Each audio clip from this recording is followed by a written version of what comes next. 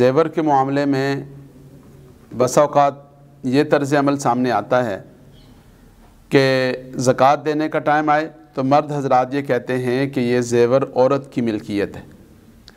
اور اگر خدا نخواستہ اللہ نہ کرے کبھی اختلاف ہو جائے، جدائی کی نوبت آ جائے، طلاق کی بات آ جائے، تو اس موقع پر یہ دعویٰ کرنا شروع کر دیتے ہیں کہ یہ ہمارا ہے۔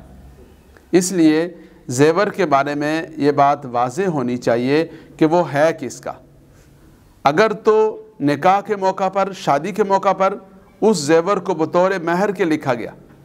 اسے بطور ہدیہ دیا گیا، بطور گفٹ دیا گیا، عورت کے سپرد کر دیا گیا، اس کی ملک کر دیا گیا، تو ایسی صورت میں وہ زیور عورت کا ہے اور اس پر زکوٰۃ دینا بھی عورت کی ذمہ داری ہے۔ لیکن اگر ایسی کوئی وضاحت موجود نہیں ہے تو پھر عرف کا اعتبار ہوگا۔ عرف کا کیا مطلب؟ کہ اس علاقے میں، اس خاندان میں اور وہاں کے رہنے والے اس زیور کے بارے میں کیا سمجھتے ہیں کہ یہ عورت کی چیز ہے یا مرد کی چیز ہے۔ اگر لوگ اسے عورت کی چیز سمجھتے ہیں تو اس کی زکوٰۃ عورت نے دینی ہے، اگر اسے مرد کی چیز سمجھتے ہیں تو اس کی زکوٰۃ مرد نے دینی ہے۔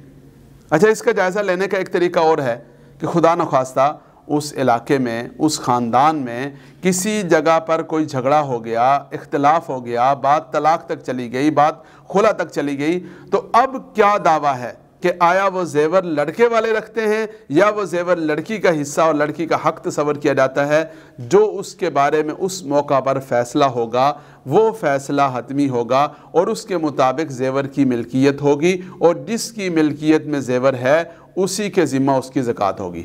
اس زیور کی ملکیت میں ایک چیز اور سمجھنے والی ہے، وہ یہ کہ بعض لوگ چھوٹی بچیوں کے نام یا اپنی بیٹیوں کے لیے زیور بنا کے رکھ لیتے ہیں، تو اس کے بارے میں بھی یہ سمجھ لیجئے کہ اگر خدا نخواستہ کوئی آدمی ہیلے کے لیے، زکوٰۃ سے جان چھڑانے کے لیے ایسا کرتا ہے، یہ تو بہت ہی بری بات ہے، یہ تو ایسی بات ہے کہ جس پر استغفار کرنا چاہیے، اور یہ اللہ باللہ اللہ رب العزت کی ذات کے ساتھ دھوکہ کرنے والی بات ہے۔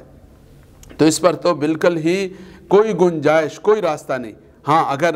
حقیقی طور پر بیٹی کے لیے زیور بنا لیا، حقیقی طور پر جو ہے وہ کسی مقصد کے لیے وہ زیور یعنی کسی اور کی ملکیت میں دے دیا، تو ایسی صورت میں سارا جو زیور ہے اس کی زکوٰۃ ماں کے اوپر یا والد کے اوپر نہیں آئے گی۔ بیٹی کے لیے بنایا، جیسے شادی کا موقع آنے لگتا ہے اور پتہ ہوتا ہے کہ یہ زیور بنائی بیٹی کے لیے رہے ہیں یا بنائی بیٹے کے لیے رہے ہیں، تو جس کے لیے بنا رہے ہیں وہ اس کا مالک ہوگا، اور اس کی زیور کی ادائیگی، زیور پر زکوٰۃ کی جو ادائیگی ہوگی وہ اس کے مالک کی ذمہ آئے گی۔